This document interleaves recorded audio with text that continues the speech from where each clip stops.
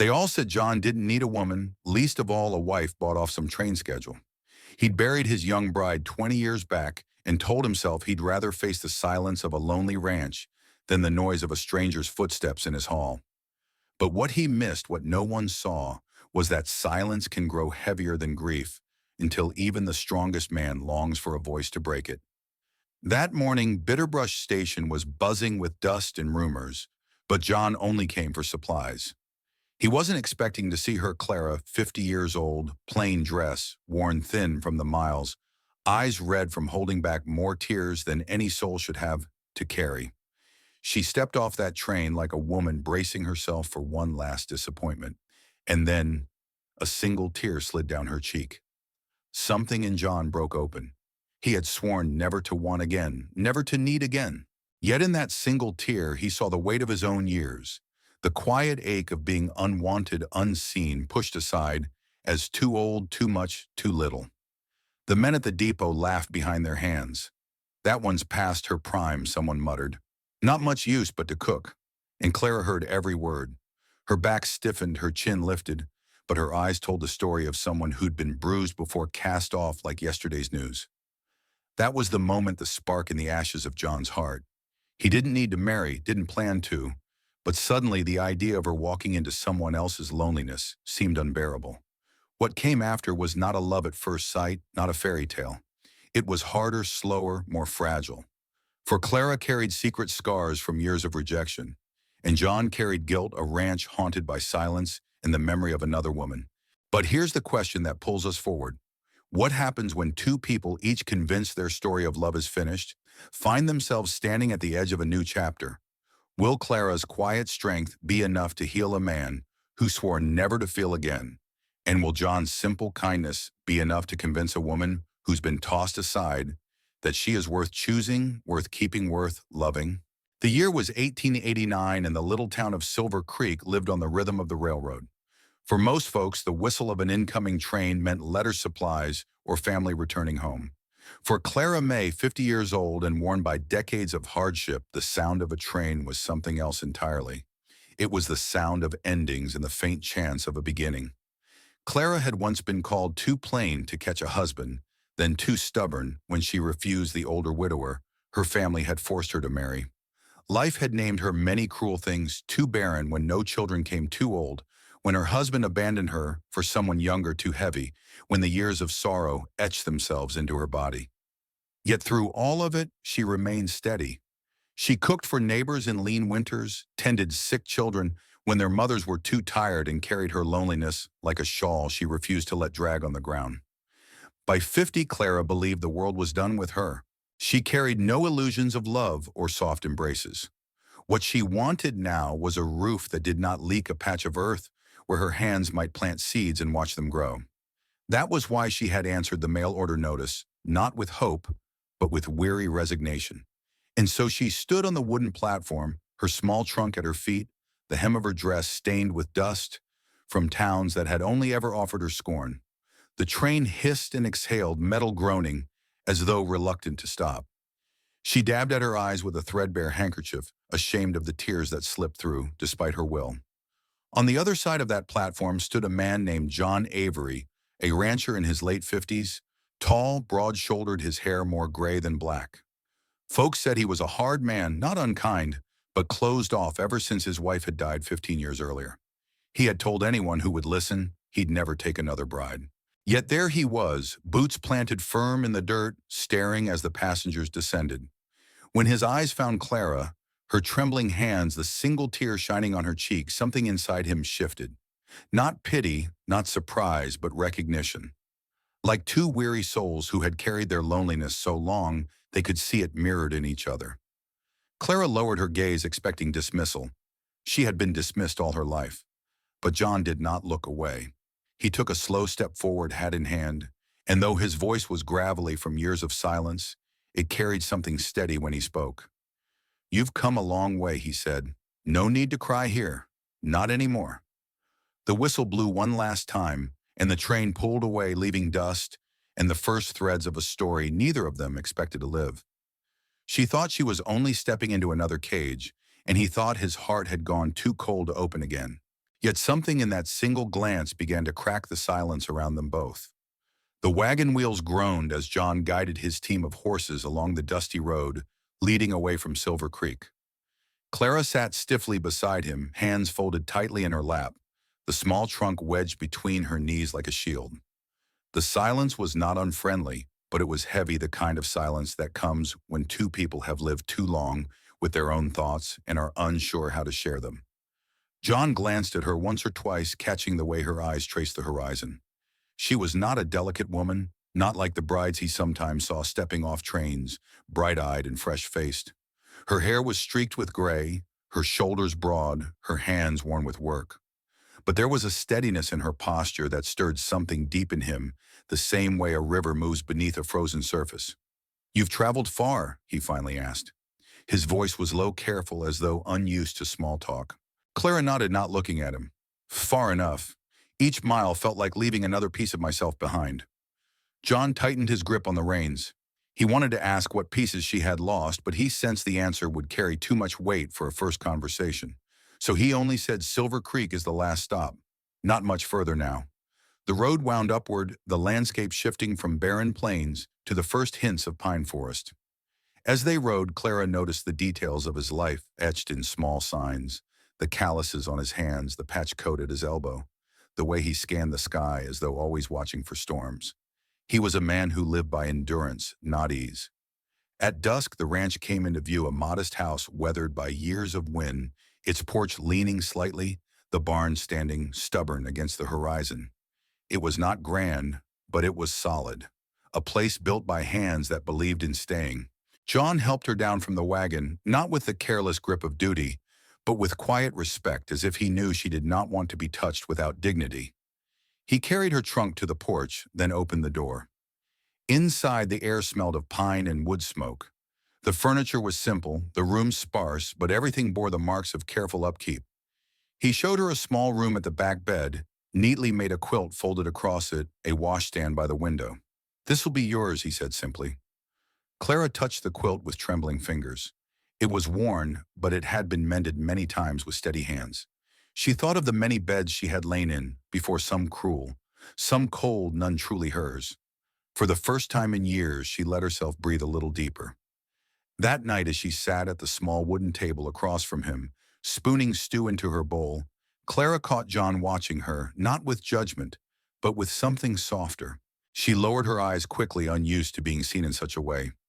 And yet in the quiet between them, she felt something unexpected, not pity, not charity, but the faint possibility of belonging. She had braced herself for indifference, perhaps even cruelty. But in John's silence, she found a strange kindness, one that unnerved her more than harsh words ever could. The days that followed settled into a rhythm, though not an easy one.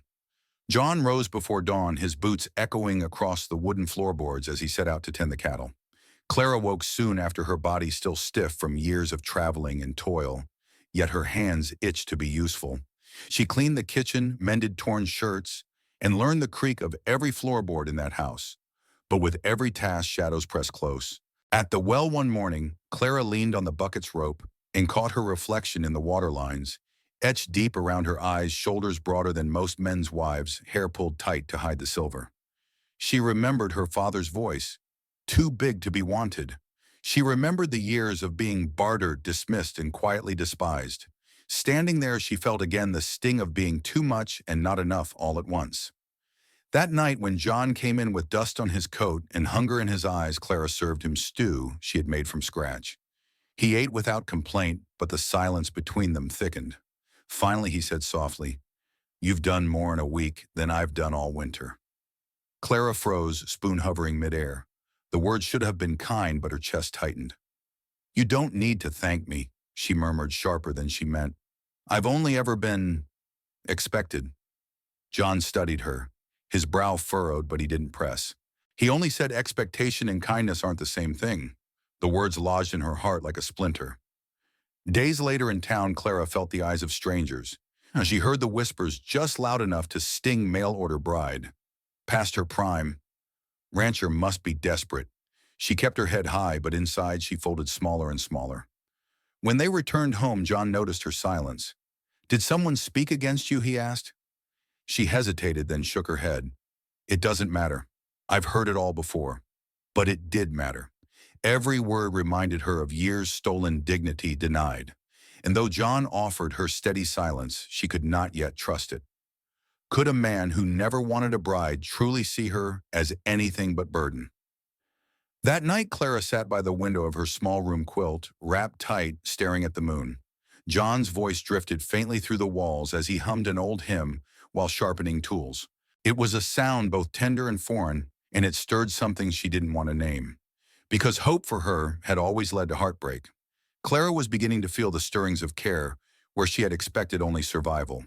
But the ghosts of her past and the cruel whispers of the town still pressed hard against her fragile peace. Would she find the courage to believe she could be more than too much or not enough?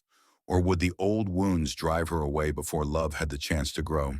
The Wyoming plains had a way of testing both land and spirit. That winter was harsher than most snow piled against the doors, winds keen through the rafters like a dirge. Inside the ranch house, Clara and John lived in the narrow space between necessity and silence. At first, Clara told herself she was content with the routine, tending the stove, mending what was torn, coaxing bread from stubborn flour. But the stillness inside her heart grew louder with each passing day. It was not the silence of peace. It was the silence of questions unanswered. One night after supper, John lingered at the table. His hands were rough with work, but he set them carefully on the wood as though weighing words that might shift the ground beneath them both. "You've done more than I ever asked," he said quietly. "This place feels different with you here." Clara looked up startled. His eyes were steady, but there was something vulnerable beneath the steel. She wanted to believe him, but old voices crowded her mind, her father dismissing her, worth the town's whispers branding her as too old, too heavy, too late. Her spoon clattered against the bowl. "Different doesn't mean wanted," she said, her voice breaking sharper than intended. John's jaw tightened. "I didn't say wanted. I said needed." That word struck her harder than cruelty might have. Needed. To be needed was dangerous. It was too close to hope. Too close to a life she had always been denied. Clara pushed back her chair, stood and wrapped her shawl tightly around her shoulders. "I have only ever been someone's bargain, John. Someone's last choice. Don't mistake survival for affection." She left him sitting there, stew cooling between them, like an unspoken wound. The tension sharpened in the days that followed. Clara avoided his gaze, though she still placed his meals on the table, still mended the cuffs of his shirts. Her hands were loyal, even when her heart resisted. But the breaking point came when she overheard John's old friend Jeremiah in the barn. "She's a fine woman," Jeremiah said. "Kind, strong, maybe stronger than you deserve." John grunted. "She is, but I never meant to have a bride." Clara froze outside the barn wall. His words, though spoken low, struck like thunder in her chest. Never meant to have a bride, so she was just a circumstance. Just another mouth to feed another shadow in a house too empty for its own good. Her legs carried her back to her small room quilt, trembling in her grip. The ghosts of rejection pressed in the years of being told she was too much to keep, not enough to love. That night she packed a small bundle of clothes, but before she could slip into the snow, John's voice stopped her. "Clara."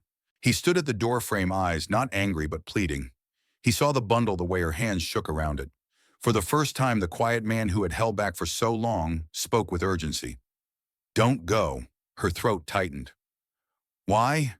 So you can keep a cook, a housekeeper, a woman who fills the silence you don't know how to face?" "No," he said firmly. His voice cracked, but it held. "So I can keep the only person who's brought this place back to life? You think you're a burden? You're wrong. You're the breath in this house. Without you, it's nothing but walls." Tears burned behind Clara's eyes, but she turned away.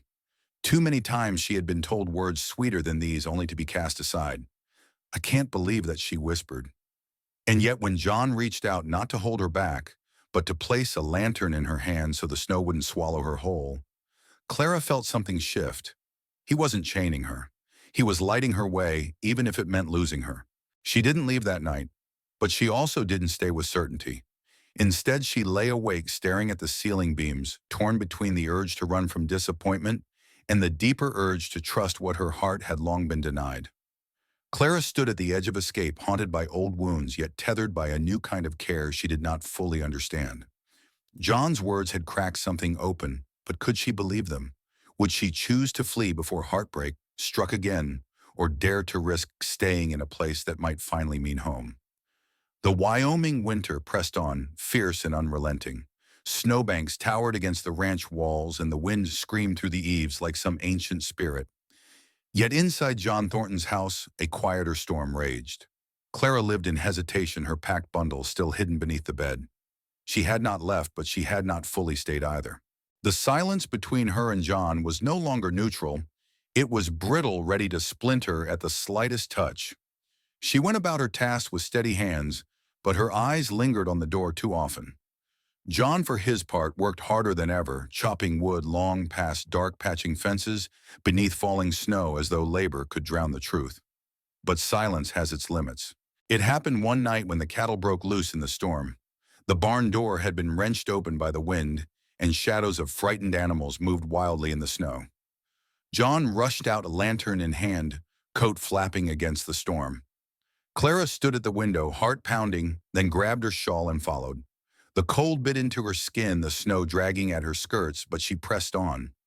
By the time she reached the barn, she saw him, John, trying to calm the heaving beasts, one hand gripping a halter, the other holding the lantern. The snow made footing treacherous, and she gasped as his boots slid across the icy ground. "John," she cried. He turned at her voice just in time for the lantern to slip from his hand. It shattered against the frozen earth flame, flaring briefly before being smothered by snow. In that instant of darkness, one of the frightened steers bolted its massive weight, knocking John hard against the post. Clara's body moved before her mind could. She ran, her breath tearing at her lungs, her legs burning against the drag of snow. With both hands, she grabbed the rope, flailing loose, wrapping it around her wrist, digging in her heels. The animal fought, nearly dragging her across the ice, but she held on with a strength born from years of surviving what should have broken her. Finally, the beast calmed, snorting steam into the night. Clara stood trembling, rope biting into her palms, skirts soaked and heavy. When she turned, John was watching her, half kneeling against the post, his breath ragged, his eyes wide, not with fear, but with something deeper. "You," his voice cracked, "you just saved my life." Clara's chest heaved. "Don't make it more than it was." "I did what had to be done." But John shook his head. "No. You did what no one else ever has. You chose me when you could have let me fall." That night, when the storm finally calmed, they sat by the fire.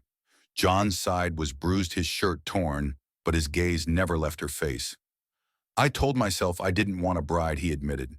"Didn't want the weight of another heart in this house.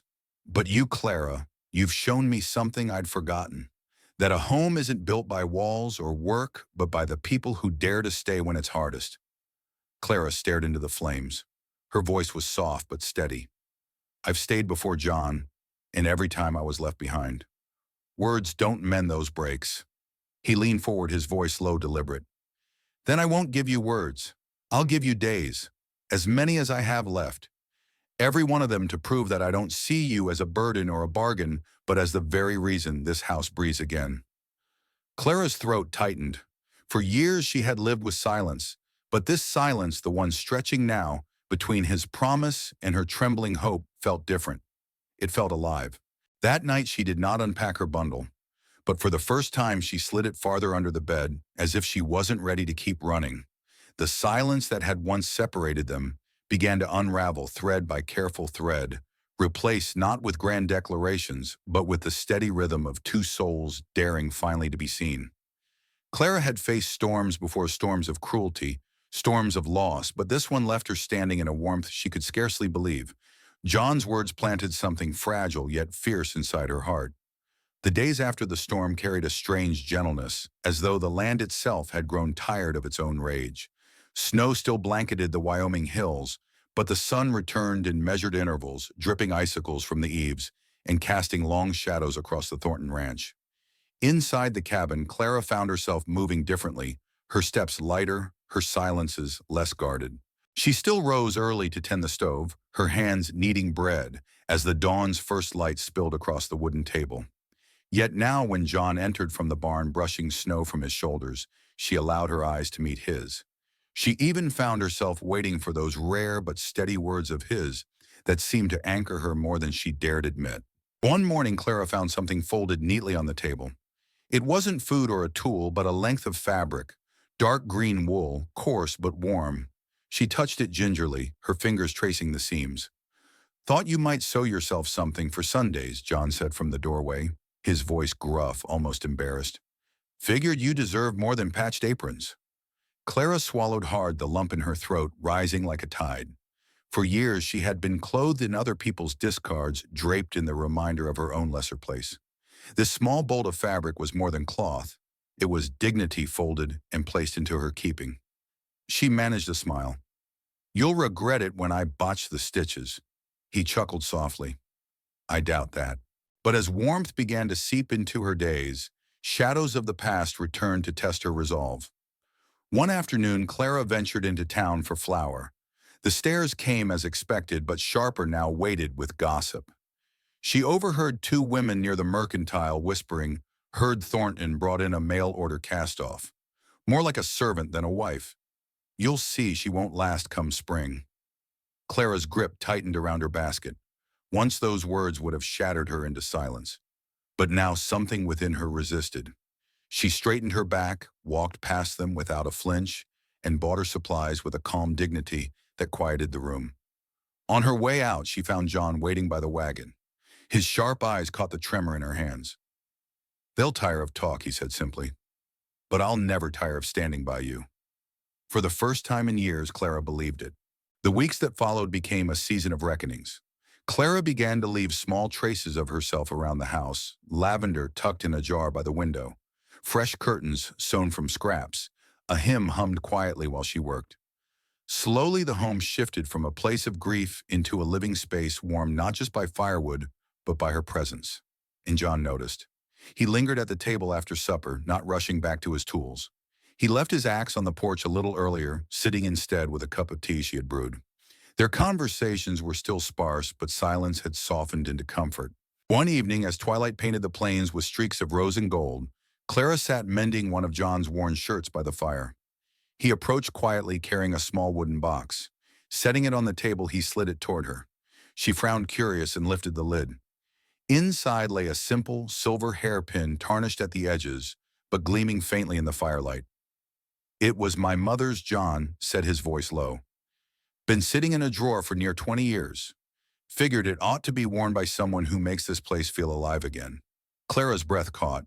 Her hands trembled as she closed the box gently. "John, I'm no young bride to wear such things." He leaned closer, meeting her eyes. "It's not for youth, it's for worth. And Clara, you are worth more than you know." That night, long after the fire dimmed, Clara lay awake with the hairpin resting on the table beside her bed. For the first time, she allowed herself to imagine a life not defined by abandonment or survival, but by choice, her choice, to stay, to be seen, to be loved. The hairpin glimmered in the firelight like a promise waiting to be spoken aloud. Clara had spent years hidden in the shadows of rejection, but now a door was opening to a different kind of forever. By the time winter loosened its grip, the ranch looked different, subtly but undeniably. Snowmelt trickled into rivulets that fed the grasslands, and the earth, stubborn but faithful, began to show its green again. With every thawing day, Clara felt her own heart unfurl, like one of the first wildflowers daring to bloom through frost. She had been at John's ranch for months now, long enough that her routines felt less like obligations and more like rhythms. Baking bread, sweeping the porch, tending to the small garden she had coaxed into life from forgotten soil. It wasn't servitude, it was presence. And when she laughed one morning at a chicken chasing its own shadow, John turned toward her with an expression so softened she hardly recognized him. But hope, Clara knew, was not something handed without test. The town still whispered. At church one Sunday, a woman leaned over and said, "Strange, isn't it, a man like Thornton? With her." Clara smiled politely, but her chest tightened. She had endured rejection before, but now when she finally tasted belonging, she feared losing it more than ever. Back at the ranch that evening, she confessed her worry to John in halting words. "Maybe they're right. Maybe I don't belong at your side. Maybe I'm just filling space. John set down the tools he had been oiling and looked at her with steady eyes. Clara, he said, voice thick with conviction. If there's space here, it was always meant for you. Let the town talk. I chose you, not their approval. That night, the wind howled across the plains like it always did. But inside the cabin, Clara felt something she had not known in decades: peace. Spring brought with it not only blossoms, but visitors. Children from town wandered near the ranch fence, drawn by the sight of Clara's small flower beds, blooming with lavender and poppies. She invited them in, showing them how to plant seeds, how to press wildflowers between book pages, how to listen to the wind until it almost sounded like a hymn. The children carried her lessons home, and slowly, even grudgingly, the town's whispers began to soften. One afternoon, the mercantile's wife approached Clara at the market. Instead of gossip, she offered thanks. My boy says you taught him his letters. He's never cared for books before. You've done what no one else could. Clara blinked fast, the words nestling in her heart like a gift she never thought she'd receive. By the time the first festival of spring was announced, John urged Clara to bring her flowers. Let them see what you've grown, he said, not just meaning the blooms. At the festival, townsfolk who once muttered behind her back now nodded, some even smiling. Children tugged at her skirts, showing her the words they had written or the flowers they had gathered. And when someone whispered, "She tamed him," another replied, "No, he gave her roots." That evening after the festival, John walked Clara back to the porch. The sunset stretched wide and golden across the valley. He reached into his coat and pulled out a simple silver ring, plain and unadorned but steady like him. I never thought I'd offer this again, he said, voice low. But I want you to know you're not just someone I gave shelter. You're the reason this house feels like home again. Clara, will you stay? As my wife, not just my companion. Tears welled in Clara's eyes. At 50, she had long stopped dreaming of such moments, but here, it was honest, quiet, and real. She slipped the ring on her fingers, trembling, and whispered, "Yes, I'll stay. Not because I must, but because I want to." The porch light flickered behind them, and the wind carried the scent of lavender from Clara's garden. For the first time in years, both of them felt what they had nearly forgotten, not just survival, not just endurance, but the hope of a forever that was theirs alone. From rejection to renewal, from whispers of shame to voices of gratitude, Clara's journey was proof that love can arrive late, but still bloom deeply. In the end, John and Clara did not find love in the way young hearts dream of, with fireworks, promises, or a wedding bell. What they found was something deeper, a companionship that grew from silence into understanding, from small kindnesses into unspoken devotion. He, a man who thought his heart had closed forever. She, a woman who thought her worth had been spent long ago. Together they discovered that love does not vanish with age. It changes, softens, and sometimes arrives quietly, like a tear at a train station. And perhaps that is something each of us can carry into our own lives. We are never too old, too tired, or too broken to be chosen. Love, whether through friendship, family, or faith, has a way of finding us when we stop believing it ever could. As you sit with this story, I invite you to reflect. Have you ever felt like Clara, unseen, until someone finally noticed the truth of who you are? Or like John, certain your days of love were gone, only to find a new beginning waiting at your doorstep? If this story touched your heart, please subscribe to None, Wild West Saga for more tales of quiet courage and late-blooming love. Share this with someone who might need the reminder that healing is still possible. And tell me in the comments, would you like to see what happened next in Clara and John's life, or hear more stories of unexpected love on the Wild West frontier?